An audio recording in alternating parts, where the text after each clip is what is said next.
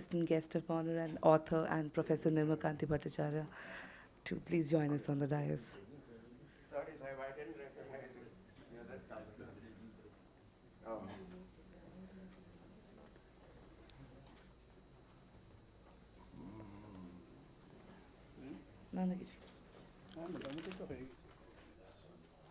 Hello, sir. Kapatia is my name. Yes, please.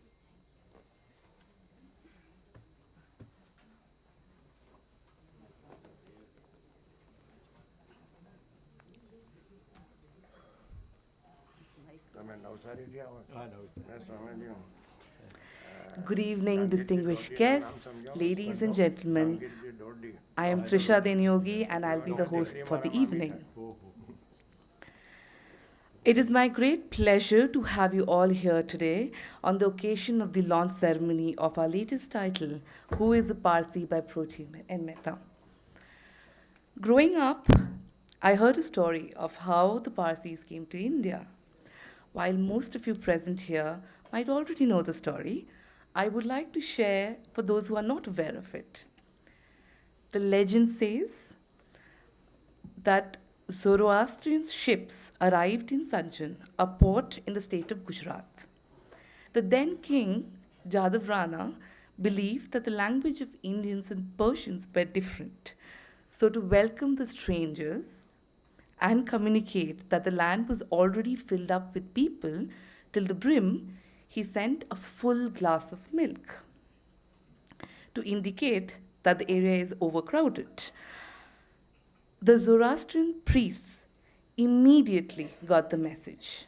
They matched the king's wit by adding sugar to the glass of milk before sending it back. Of course, the king was impressed, and there was no turning back. Parsis thus settled and assimilated, blended in India like sugar in the milk. Since the arrival in 936 Common Era, the Parsis have endeavored to sweeten the country with their good deeds. The Parsi community in India and globally is well known for its charity, philanthropy, and support for good causes. They are also known for their hospitality, their impeccable sartorial style, and most of all, their sense of humor, which we will certainly get a taste of during the course of the evening. Without further ado, I would like to introduce our esteemed panelists for the evening. Born and brought up in Mumbai, Ervad Yezad Kapadia was a Jain Tata scholar in Germany, where he studied metallurgy. Thereafter, he worked with Tata Steel for 27 years. He rose to become the general manager operations there when he was invited by Lurki, a German international, to head its Indian operations as the managing director. In his autobiography, titled as The White Buggery, and I have the copy of it here, Justice Rohinton Fali Nariman wrote in the foreword, Yezad is a man who lives by his convictions. He firmly believed that Zoroastrianism is a universal religion which must not be boxed in. We are grateful to him for accepting our invitation.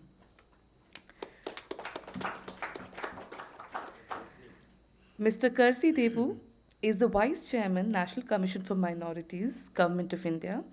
A columnist of various newspapers, he has also written many short stories and more than 200 articles on Navsari, his hometown. His interests range from cartooning to photography to philately. He also actively participates in many philanthropic activities. Thank you very much for joining us.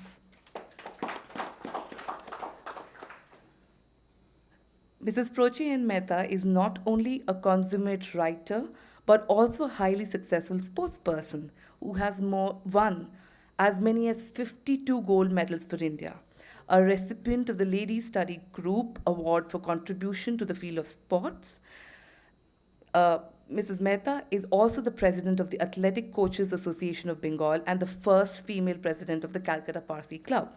She is also actively involved in Selwell, the advertising company established by her father, and is a director in several of the companies. Thank you, ma'am. I would now like to invite Professor Nirmakanti Bhattacharya former director of NBT, National Book Trust, former editor of Sahitya Academy's journal Indian Literature, former director of KK Birla Foundation, and currently the editorial director of Niyogi Books for the welcome address.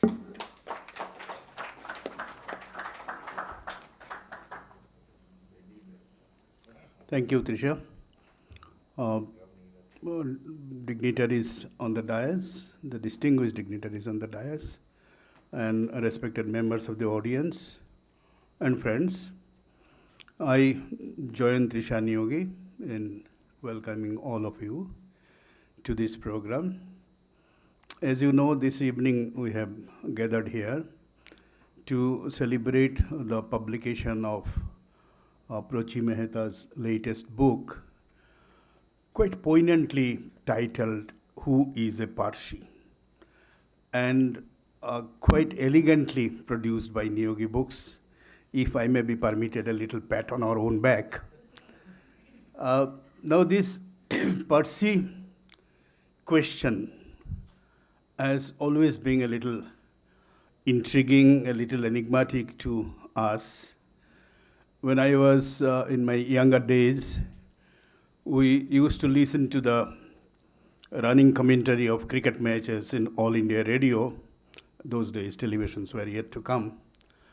And we would be mesmerized by the display of batting prowess by a Farooq engineer or a Nori contractor. I often wondered at that time that there are so many engineers in our country. So why only Farooq is called an engineer? And then for that matter, there is no dearth of contractors also in our country. But why is Mr. Nori so proudly declares himself as a contractor? Nearer home, as our respected, a great poet and novelist, K.K. Daruwala, is present in the audience. So I remember that nearer home, we all have our, fix of Daru in the evening. But why he is only called Daruwala? That I could never figure out. And the poor man doesn't run any brewery in his home. So these jokes apart, these questions sort of, generate an interest in a community who are perhaps an inch away from the graph in their thinking process. And later in life, of course, one tries to or begins to understand the unique thinking behind this unique process of christening or nomenclature in the Parsi tradition. I also would like to share with you a little bit of my own experience in Prochi Mehtaji's own city, Calcutta. A few years back, I was there in a group heritage tour, and we visited a synagogue called David Bethel Synagogue it is called Pollock Street, somewhere in the old Chinatown area. And we were taken within the synagogue. We were made to feel very welcome. And the Rabbi himself, Mr. Jan Masdaga or some such name, he himself showed us around. And when we came out of the synagogue, we came out with a sense of fulfillment. So our next stop was in the Robert Street in Beaubazar area in a Parsi temple. If I remember, opposite the Aga Khan Palace, There we were summarily shooed away from the gate itself, We are not allowed in. We are told that a non-Parsi is not allowed in the Parsi temple. We pleaded with the caretaker that please allow us inside the campus, inside the gate at least. We'll see around, take a few photographs and go away. But even that was not permissible. So I think it is this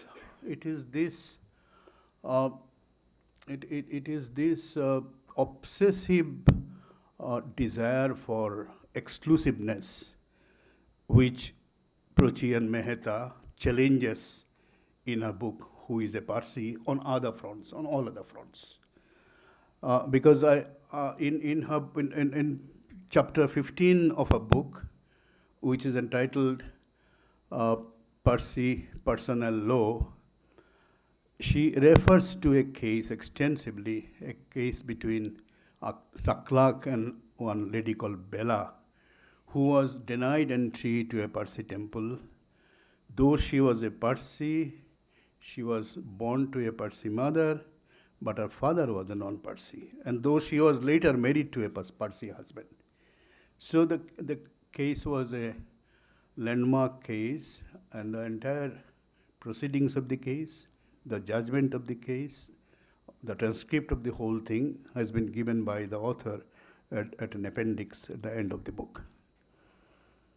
I should also here tell you that this is not Prochi Mehta's first book on the Parsis.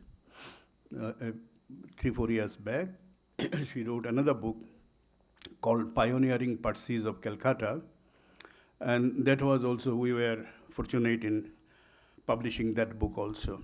So this is a second book in the tradition, and in that book, again, it was very meticulously researched. She dusted the cobwebs of history to reveal those adventurous Parsis, arduous journey to Calcutta, the brave hearts, their broad-minded approach to life, their open-mindedness, and their desire to give and to enhance the quality of life of the people around them, not just of themselves. I would think that that book is a treasure trove of facts relating to the great Parsi heritage of Calcutta.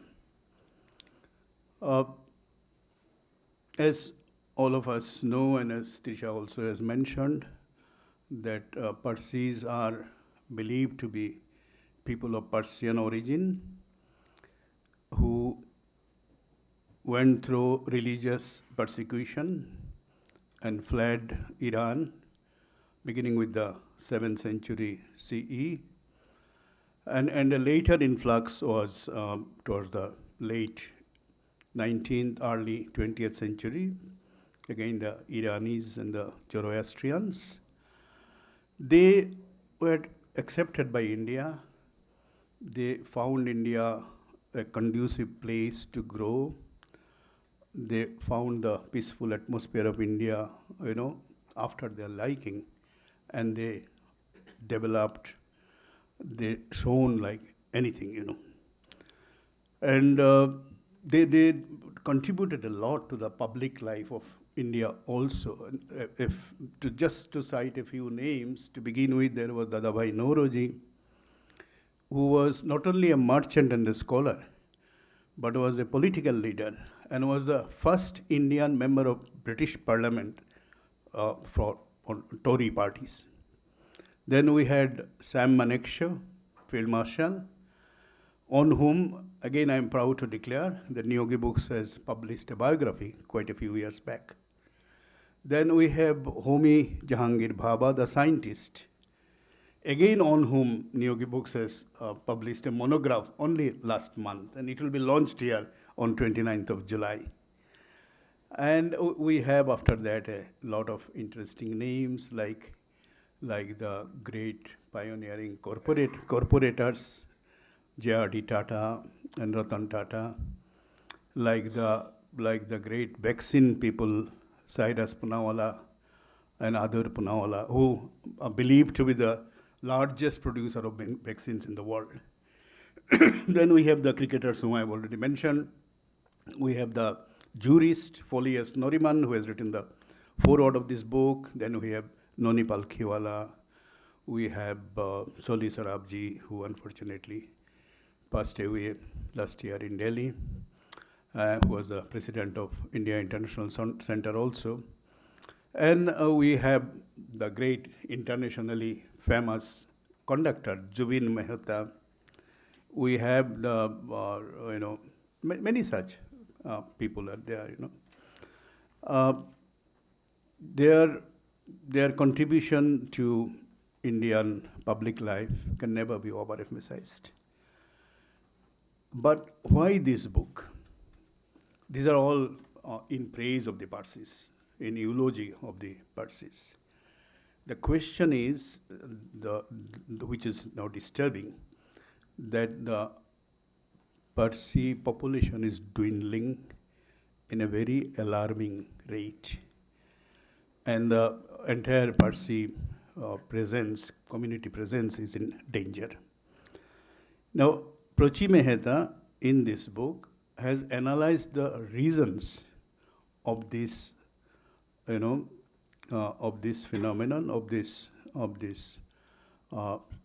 phenomenon of decadence, and she has gone into the root cause of it. The prime cause being the non-acceptance within the Parsi community of children from cross marriages, especially is the male parent is a non-Parsi. So that seems to be the crux of the program. And in doing so, our author has meticulously documented personal letters, newspaper reports and clippings, then court proceedings and judgments, and also opinions of famous Parsis. Even Foley S. Nariman in his foreword has mentioned that the Parsi personal law is the main cause of the decrease of Parsi population. Now, this is why I would think that now that the Parsi women themselves, and who are highly educated, themselves are coming out openly, demanding that their children from a marriage with a non-Parsi should be accepted within the Parsi community. So I think now all this is happening, and this is the right time for such a book to come out. I'm sure the book will contribute a lot to the Parsi community. And I would like to end by mentioning that especially against the backdrop of India's political situation now, when the Uniform Civil Code is being hotly debated, and it is believed that it is through Uniform Civil Code the gender justice, the caste equality can be safeguarded, which are often jeopardized because of the presence of various customary laws and personal laws prevalent in Indian society. So I would like to echo the hope of Prachi Mehta towards the end of book, as she says, that we hope that someday it will be established in the court of Indian law that biological maternity is as important as the biological paternity in making the racial claim to the Parsi life.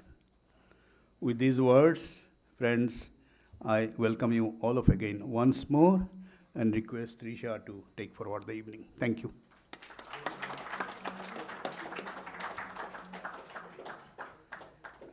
Thank you, Professor Bhattacharjee, for setting the ground for the launch of the book. Now may I request our chief guest, our guest of honor, our author, and Professor Bhattacharya to launch the book, to unleash, unfold, release the book. Now would be a good time to take out your cameras, and we would love if you could share the photographs with us too.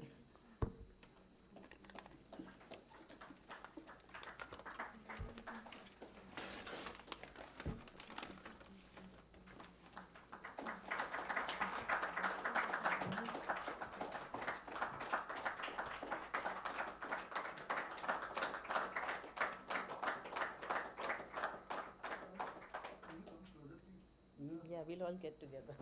Oh, no, it's close enough. They can't get us.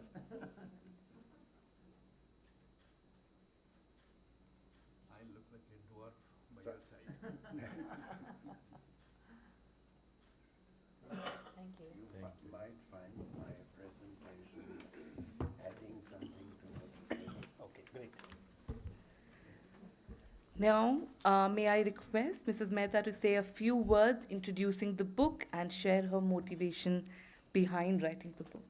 Yes.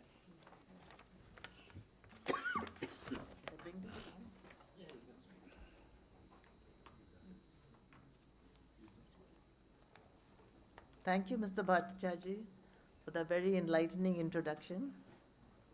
Good evening, friends, and thank you all for your valuable time and coming here to attend this book launch. A very special thank you to Mr. K.C. Debu, Mr. Yazad Kapadia, Ms. Shenaz Kama, and Mr. Keki Daruwala. I must tell you, Ms. Shenaz Kama has just received the Outstanding Achievement Award at the International Zoroastrian Conference. Well done, Shenaz. And thanks to my publisher, Mr. Niyogi Books, Mr. Bikash Niyogi is here, for organizing this book launch. Trisha has asked me to say a few words on the process of ideation and conception of the book. Well, we the Parsis have been in India for a long time, from about 2,500 years ago. But who is the Parsi, nobody knows. There's no definition of the word Parsi. Though small in number, we have contributed a lot towards the development of India, especially in Gujarat and the cities of Bombay and Calcutta. There are some studies done on the community, but there's no study done on the rights of women, rights and privileges of women. And women are being discriminated against on the basis of some folklore or some misconceptions. So I decided to, when my own daughter faced this discrimination, I decided to look into the matter further. My daughter is married a non-Zoroastrian, but they had decided from the beginning to bring their children up in the Zoroastrian faith. And so we used to take the children to the fire temple until one day we were asked not to. On asking why, we were told the trust deed is sacrosanct. So I asked for the copy of the trust deed, and I read it and learned that we are to follow the Bugasarat priests of Navsari and Dastur Kekobad, Adarbad, Dastur Noshirwan in particular. So that got me thinking. I said, who are these two? Why are they so important? What happened before 1915 when the trust deed was written that the settler has asked us to specifically follow these two?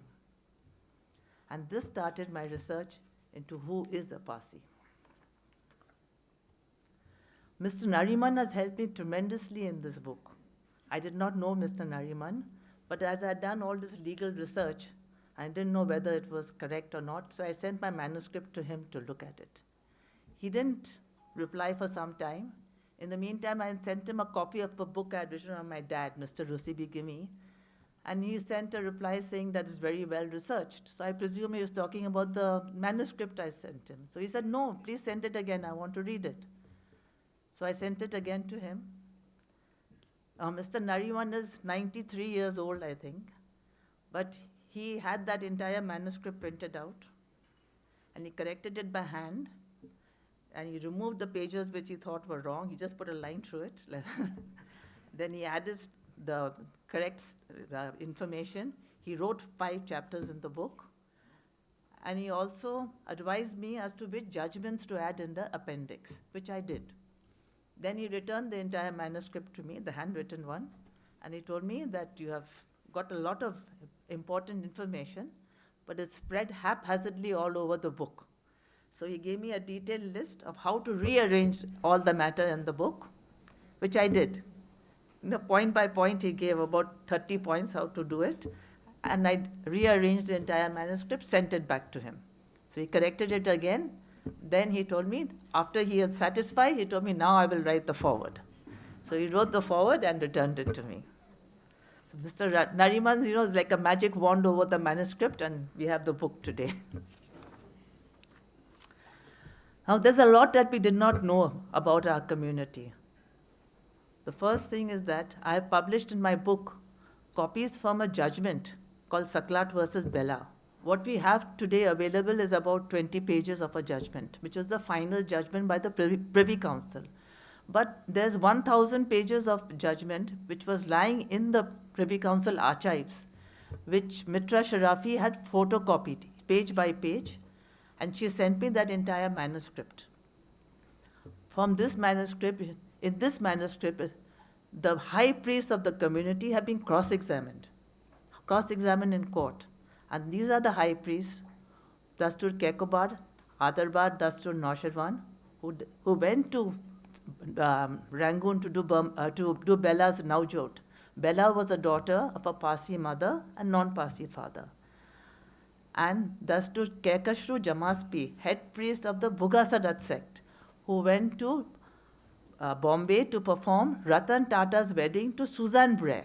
Suzanne Bray was a French Christian lady. He first converted her to a Parsi by doing her Naujot, and then he married her to Ratan Tata by Parsi rites. Now, I don't mean our present Ratan Tata. This is Ratan Tata by Tata 100 years ago. So these are the two priests we are to follow. And so now I understood the meaning of why the settler had given these two particular priests to follow in our Agyari trust deed. And I really hope that this influx of 1,000 pages of information will change the concept of our community of what we were and what we think we are today. Now, Parsis are usually depicted as a very well-to-do community, but this was not so. We came as refugees, we came very poor. We mixed with the poorest of the poor. In fact, we had completely forgotten our religion until about 1499, when a certain Changa Asha came and he retaught us our religion. He gave us our Sadra and Kasti, he gave all the people over there, and he sent priests to Persia with questions to bring back answers on religion. These were called the Rivayats. And these questions and answers on religion continued for a period of 300 years. Obviously, we had no personal law of our own because we had completely forgotten our religion. But in the early 1800s, we were governed by a panchayat, that is, a committee of 5. And their method of controlling the community was by beating of the shoe. And they got special permission from the British to enforce this system of punishment. Now, occasionally they would issue bandobas. That is, these are the new laws for the community. And the bandobast of 1830 is published in this book. It says that Parsi men and women were having affairs with Parsis and people of other communities, and all the children born out of these affairs were being admitted into the community. The Parsi Panchayat wanted to stop this, but it did not happen. That raises the question, why were Parsi men and women having so many illegitimate children? Well, the answer was threefold. First and foremost, child marriage had become a norm. So people were married off at the age of 3 and 4, and later on when they became grown up, they found that they were not compatible. And divorce is an expensive procedure, long drawn, so they would just drift apart and they've lived their own lives. So the children born out of these affairs were not legitimate, they were illegitimate. Secondly, prostitution was an official profession at that time. The census of Bombay of 1860 had registered 41 Parsi prostitutes. And all children born of prostitutes are accepted into the community and the religion. Our Parsi Marriage and Divorce Act of 1865 had a very, what shall I say, peculiar provision, especially for men. They said that, what is this word? Bigamy. Bigamy is sex with a woman other than a prostitute. So men were given the official right to visit prostitutes. Well, Parsis were traders. They amassed great wealth, but this came at a personal cost. Often they would go abroad, they would stay for 7 years, they would have to sign a contract saying they cannot leave before 7 years. They'd make 3-4 voyages like that. So maybe 28, 30 years of their lives they would spend outside the country. Very often they would have a second family over there. My husband's great-grandfather had a Chinese wife. And when he fell ill, she came down to take care of him, much to the disgust of her Parsi wife. And when he passed away, she just packed her bags and left. Now, we have all done our DNA analysis at this 23andMe, and it also gives us our DNA relatives. So Jahan got a message from a Chinese girl saying that she is the second cousin.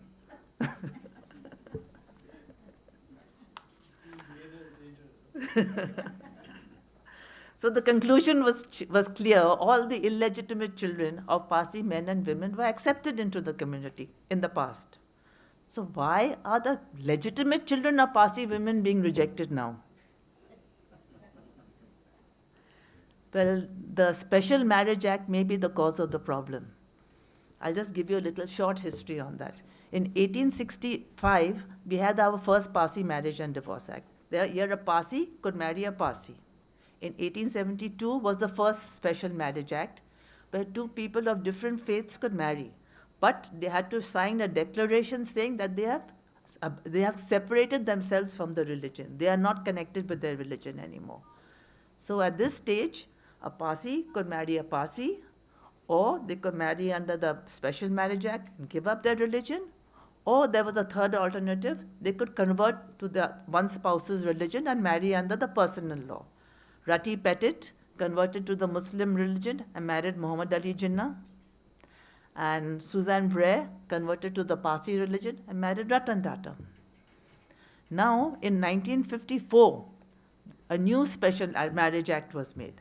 And by this act, a Parsi man could marry a non-Parsi woman and they could both maintain their faiths. So now only intermarriage became a possibility, and the children of intermarried couples became a reality, legitimate children. So there is no age-old custom regarding intermarried women and their children. It is only possible after 1954. Now, there's one more flaw in this thing, because in 1936, we had our second Parsi Marriage and Divorce Act. 1936. In this act, a Parsi man could marry a Parsi woman, yes, but Parsi was defined in this act. It was defined as a Parsi Zoroastrian. This was the first time in all these years that the word Parsi was defined as Parsi Zoroastrian. And there was also a clause saying how you could cease to be a Parsi. You could cease to be a Parsi by converting to another religion.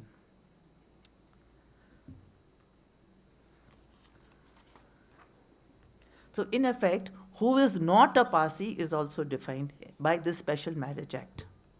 Very often, who is or is not a Parsi is defined by that old judgment of 1905 and 1915. At that time, the priests had done the religious ceremonies of conversion of Suzanne Bray and of the Navjot of Bella. But the judge decided that though conversion is a tenet of the religion, and yes, a child of a Parsi mother can be initiated into the religion if she wants to, but they decided to differentiate between the words Parsi and Zoroastrian. They said Parsi is a race or caste, and Zoroastrian is a religion. This was in 1905, 1915. On 1936, our Parsi Marriage and Divorce Act doesn't give any creed to race or caste. It only says religion. That a Parsi is a Parsi Zoroastrian, and you cease to be a Parsi by not being a Zoroastrian. And this law was used in court. You know that? In 1937, there was a case. Where's it gone?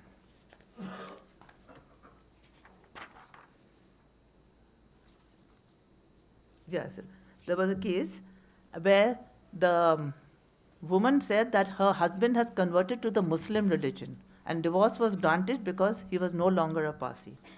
And in 1984, Maneka Gandhi versus Indira Gandhi, Maneka Gandhi wanted to claim that her husband Sanjay was a Parsi, and she wanted to claim inheritance rights under the Parsi law. But the court ruled that Sanjay's Navjot was not performed, he is not a Zoroastrian and therefore not a Parsi. So these are very important judgments which have not been considered. Then in 1960, Justice Modi in Irani versus Irani, he decreed that the word Parsi is used for the Zoroastrians of India and Iran. I'll just read out what Mr. Fali Nariman wrote in the foreword of the book. It was held at variance with the views expressed in Pettit's case, 1908, as well as views expressed by the Privy Council in Bella's case. The Bombay High Court held that Parsi meant and only meant a person professing the Zoroastrian religion, whether in India or Iran. This particular judgment I have got from Fali Nariman, and it's printed in the book also, in the appendix. Though there is so much debate about Parsi Zoroastrian, but the word Zoroastrianism itself was only coined in 1874. It was not there before. Reverend Archibald Henry Sayce coined this word in 1874. The religion from ancient times was called the Parsi religion, or the Dena religion, or the Mazdayasti religion, or the good religion. Our own Dadabai Navroji read a paper on the Parsi religion at London, and similarly, Reverend John Wilson wrote his treatise on the Parsi religion as contained in the Zen Avesta. So before 1874, there was no word like Zoroastrianism. It was only invented later. Today, Parsi women in an interfaith marriage and their children often face discrimination. But in 1905, the court had appointed an expert committee on religion, and the most senior priests were part of that committee. And they were asked this question. I just read it out. Question and answers in religion filed before Commissioner in Saklat versus Bella, suit number 91 of 1915. It says, there's a Baste Kustian, that is to say, wearing sacred girdle round her waist widow, without a husband, and she had sexual intercourse with a Durvand, alien in religion. She conceived and gave birth to a child. On the death of the child, together with what living person's name, its own name be recited. The answer in brief was given, Adar Cheher is the name for the child, and to give up the child to the religion of the father was a sin. This was the answer given by the expert committee in religion in 1905. The question itself is very relevant because it asks what prayers are to be said, signifying unconditional acceptance of the child of a Parsi mother with a non-Parsi father. I wonder why we are told the exact opposite today.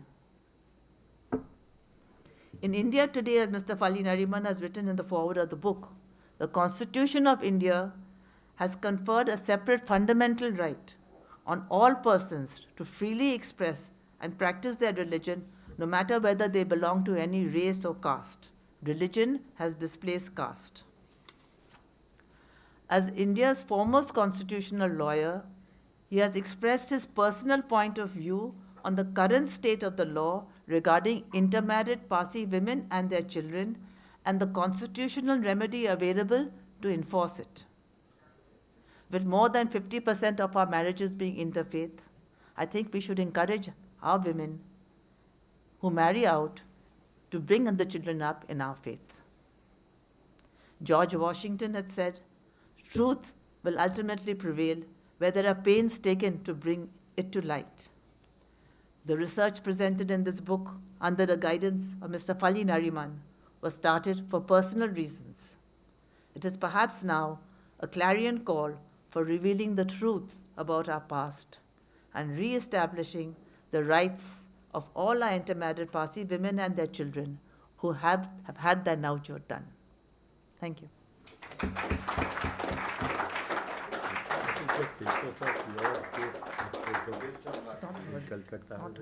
Thank you very much for sharing your valuable insights and documenting the years of twists and turns happening in history.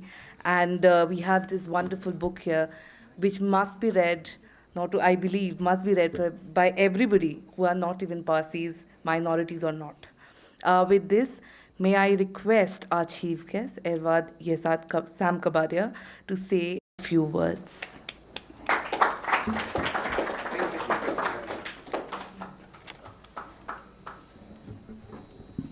Yeah.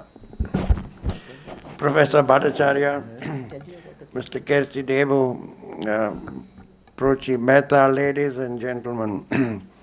Zoroastrianism is a religion into which I have been born. Its beauty lies in its explicit simplicity. There are no diktats, and the individual designs her own destiny. There is freedom of choice. One has to understand that one can do what he likes or she likes, but ultimately she has to face the consequences of her choice. Respect and dignity, I believe, is the core of our religion. How we interact with one another with respect and dignity is something which Zoroastrianism stands for. As Prochi Mehta has explained, her provocative and well-intentioned book arises out of the fact that her daughter married a non-Parsi and their children are not permitted to enter the temple in Kolkata. With 4 deaths to every birth, month after month, the Parsi community in India is sailing majestically towards its destiny, extinction in the decades to come. I have the highest regard for our co-religionists in Iran, who were often consulted in the past when there were questions of religious importance as to answers to be sought. The questions raised and answers given have been dutifully recorded in what are called the riwayats.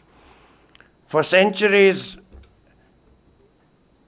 people were sent out to Iran, their answers given on such matters as, if you have servants who are non-Parsis or Zoroastrians and who would actively like to become Zoroastrians, should they or should they not be inducted? The answer is emphatically, they must be inducted. If they do not, it is considered to be sinful. These questions and answers continued for a period of 3 centuries. Started first in 1478 and continued for 3 centuries. There is a reference in the book to some fringe elements like the Ilmekshnomists and the Theosophical Society. But could these elements have influenced such fundamental matters of such fundamental importance to the religion? Or was it a question of arrogance displacing humility? Arrogance destroys what humility creates. As you see, I am an ordained priest and have consecrated several interfaith marriages, inducted the children of such unions into our faith. If that is considered to be heresy, then why should anybody be bothered? I have to face the consequences, nobody else. There's a reference in the book to what Dr. Dhalla has mentioned, that religious principles should not be influenced by thinking in society. My feeling is that unfortunately, that is what is happening today in our religion. The Kisse Sanjan is a document pertaining to the arrival of the Parsis fleeing Islamic invasion in Iran. We are informed by the author that it is to be considered a narrative and not one of historical importance. We landed first in Diu, subsequently moved to Surat, Navsari, Udwada, finally landing up in Mumbai, where we finally made a name for ourselves. The core of the book lies in 2 legal cases. The first one, Pittit versus Jijiboy, 1908, and the second one, Saklat versus Bella, 1924. They are similar but not identical in nature. In the first case, one Ratan Tata, not the current one but the earlier one, a cousin of the founder of the Tata Empire, Jamshedji Nasarwanji Tata, at the age of 40 fell in love with a French girl almost half his age. But the girl insisted in being inducted into the religion before the marriage, which she was by a high priest with 60 others in attendance. The question arose, can such an induction take place? And if so, can the person concerned partake of the assets of the community, particular reference to entry into the temples and the use of dogmas after death? In both the cases, the first one in the High Court of Bombay, the second one fought first two cases, twice in a lower court in Rangoon and then ultimately in the Privy Council in London, was that such inductions are accepted in the religion and there is no question of not doing so. The question of whether such inductees can partake of our assets were answered slightly differently. In the first case, the answer was an emphatic no. In the two judgments given by the lower courts in Rangoon, at that time Burma was a part of India, was yes, they can. But at the Privy Council, there was a slight change, and the answer was no, if the deed trust does not permit it to happen. But, and that was a big emphatic but, the trustees of the temples and the dogmas may at their discretion change the deed trust at a time when our population is decreasing, when the daily footfalls in the temples are dropping, when some temples have already shut their doors, others are being used for purposes other than for which they were made. Why cannot the trustees change the deed? A little distance away from Abu Road railway station lies a desolate dogma where the peripheral walls have been dismantled. People walk across what at one time was the center of the dogma and go across on the other side to attend marketplace. Just a while ago, we were informed that there is a temple, also in Abu Road, which celebrated its centenary some time ago.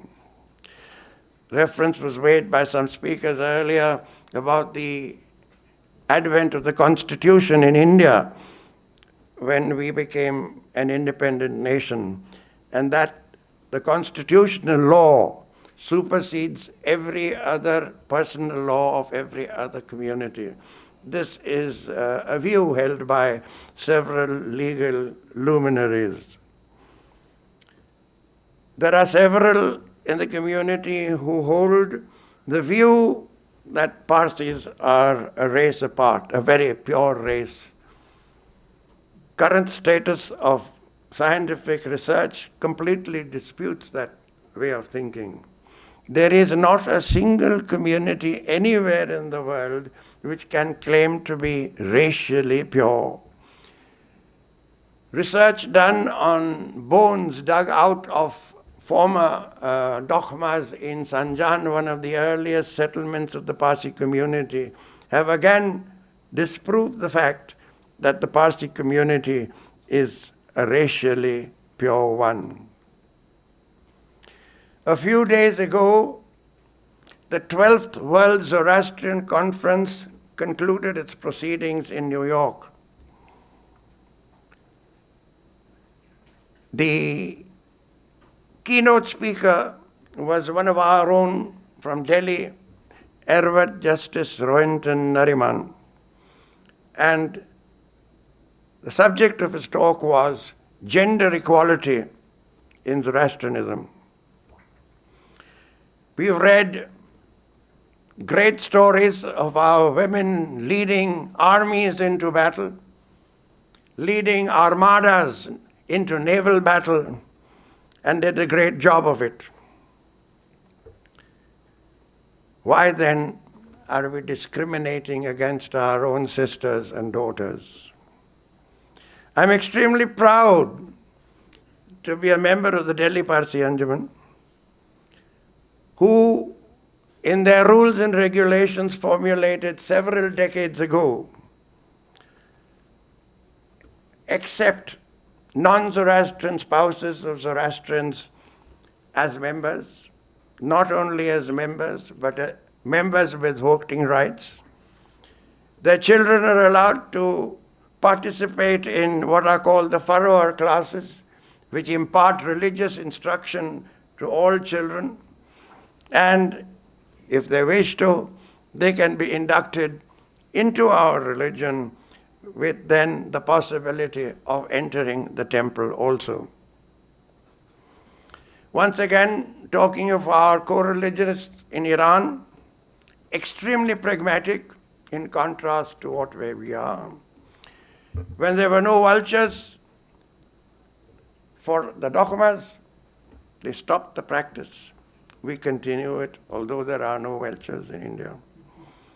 And when the time came, they allowed all and sundry to enter the temples. Even tourists today enter the temples in Iran. In my view, the question raised by the title of the book has been well answered already in both the judgments that we took off.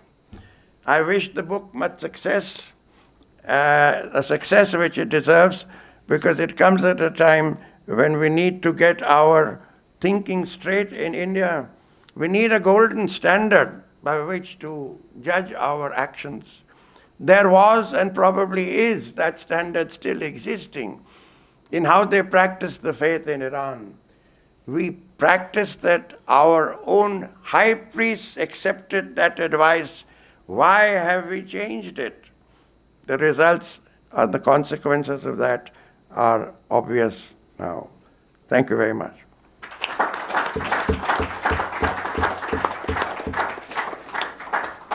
Thank you very much, sir, for the valuable insights. And perhaps this book could play an important role in the fight for equality and against discrimination. Now, I would like to invite our guest of honor, Mr. Karsi Devu, to say a few words and share his thoughts on the book.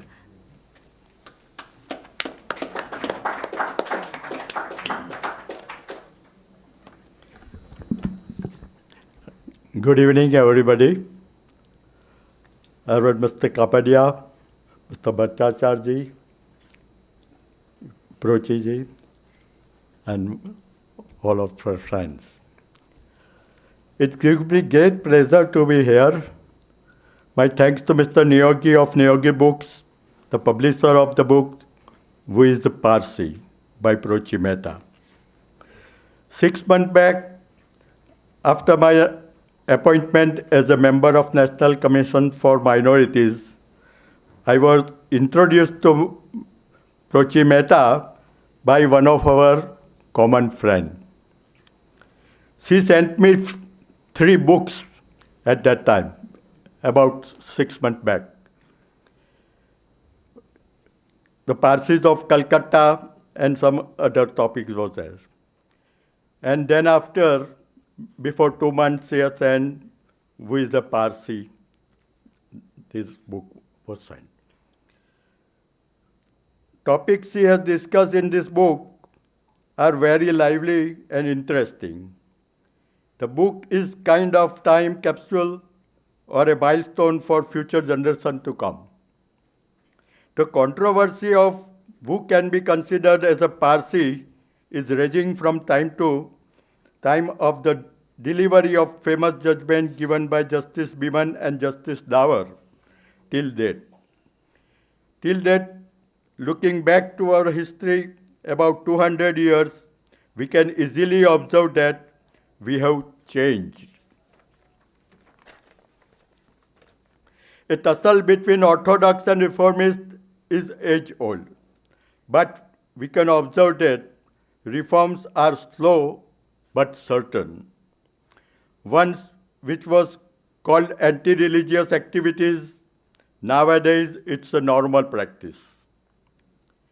After we came to India from Iran, we started following many customs of the land, keeping away customs we were following in Iran. The question is, who framed the rules for the community? So going back to few years, in 1787, Bombay government issued instruction to form a panchayat to look after and settle internal dispute and manage affairs of the community.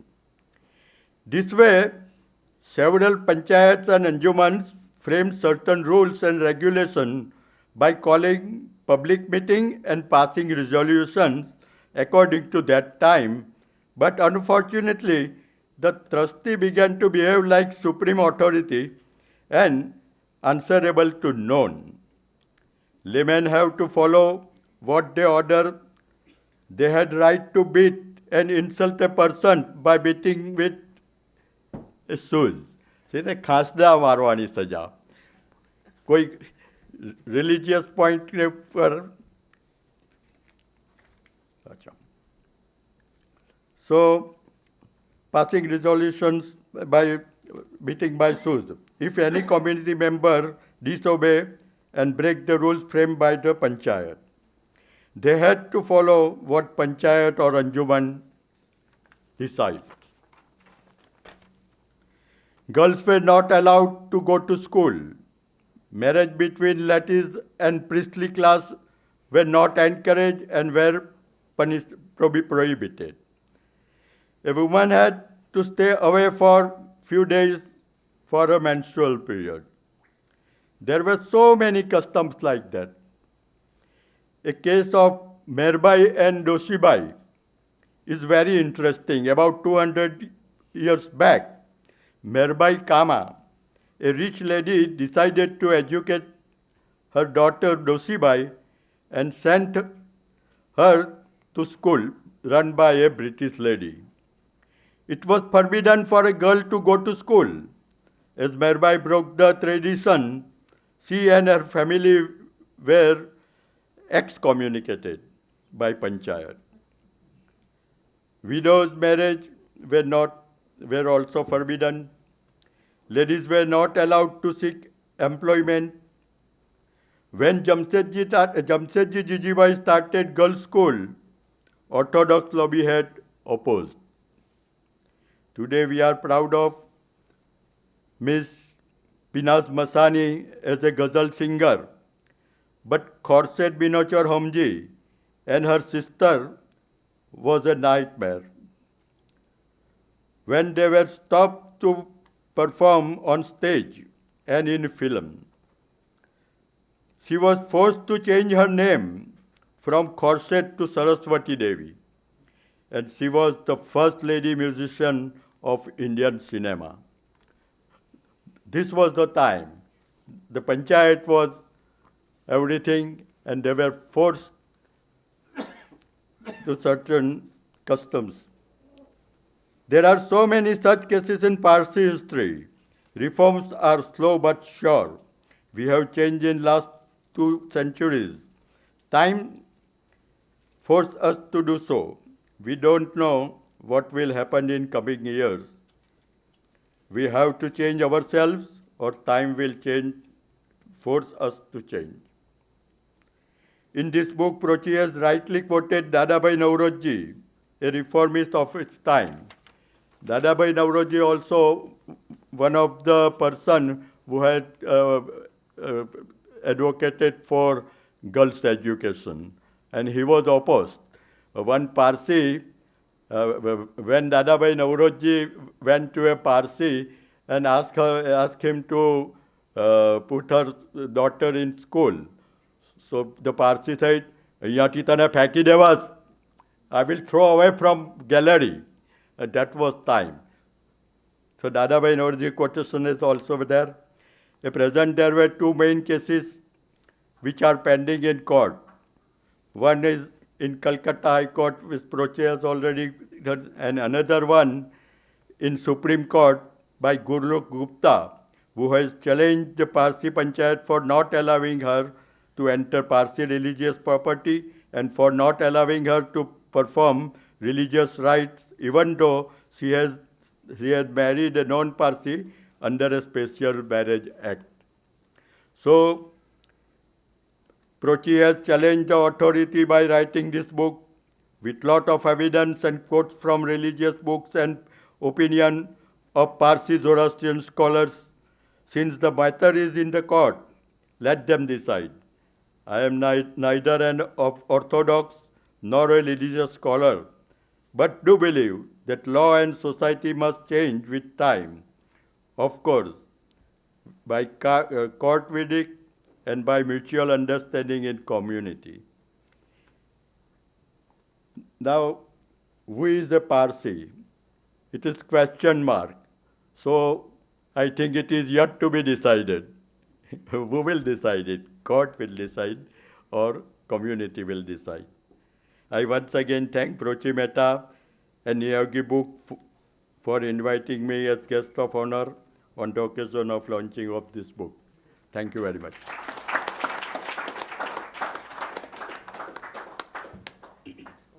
Thank you very much.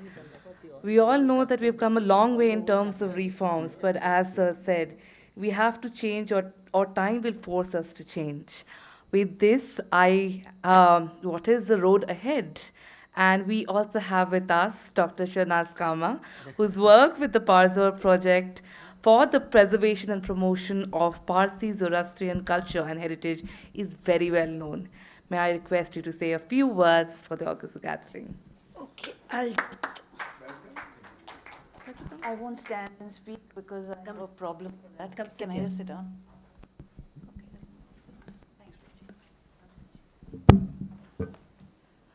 Thank you. Actually, I shouldn't be on the stage, but I've read this book. I think it is a very important and a very brave book to write. So there are just two things which I want to emphasize, because in all the talk and in all the anger, we forget one basic person, the creator of this faith, Zarathustra. He says in his Gathas, and I'm quoting him, "Hear with your ears the highest truth I preach, and listen to them with care." And he goes on to say, "Choose for yourself, each by each." And he continues to decide, and he continues to talk about complete gender equality. The last Gatha is for his daughter, where she talks about husband and wife working together. I think this is what has been forgotten, unfortunately, in all the anger that we have created for ourselves. I think, Prochi, when I was reading your book, I remember another very important statement, which is carved in the rocks of Nake Rustam, the Darius statement, where he goes on, it's a beautiful statement, where he talks about, "I do not want the great to harass the poor, nor do I want the poor to harass the great or the rich. What is truth? That is what I desire." And I think the whole concept of Zoroastrianism is based around truth. We are a religion of action. We believe in humakta, that's the good thoughts, hukta, good words, but unless we follow them by hurvarashta, good deeds, we're not going to get anywhere. And I think it is important for us to decide each by each. We have a very beautiful concept, a metaphor, called the Chinvat Pool, the bridge of choice. And you cross that to enter paradise, which is a beautiful place of song and flowers and sweet smelling breezes. The idea is that it's a metaphor. You cross it by the choices you have made on this earth. It's not that you are judged at that bridge. And it's up to you to choose wisely. For us, I think each one of us who's a Zoroastrian over here needs to go before the sacred fire. And for us, every religion talks about goodness and truth, etc., etc. But for us, we have no idols in our fire temple. We do nowadays keep portraits of Zarathustra, the prophet, as we perceive him to be. There's no proof. But the important thing is that we stand before the fire of Ahura Mazda, Lord of light and wisdom, to choose light and wisdom by our own conscience, our daina, that which helps you choose. The ruwan, which is the soul, actually translates as the chooser. And choice is completely ingrained in our faith. And that is why I think it is so important what you have chosen to do. And each one of us needs to sit quietly in our fire temple. And I'm talking to across the country. Each one of us needs to sit quietly before the fire of Asha, truth. And in that silence, choose for ourselves what road we want to follow. Thank you so much.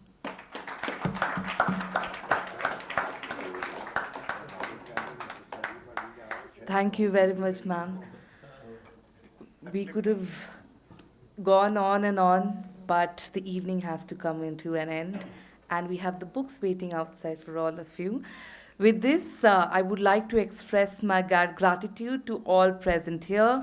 We are very glad that you could make it here today. This is the first book launch by Yogi Books after COVID. We are extremely grateful to our chief guest, Arvad Yazad Kapadia, and our guest of honor, Mr. Kirsi K. Devu, as well as Dr. Sharnaz Kama for your kind words. We would like to thank the author for giving us the opportunity to publish the book and coming down to Delhi for the launch. We would also like to thank Mr. K.K. Daruwala, Mr. Numi Mehta, Mr. Z.D. Arya, Mrs. Arya, and Mr. Jahan Mehta for coming down for the launch today.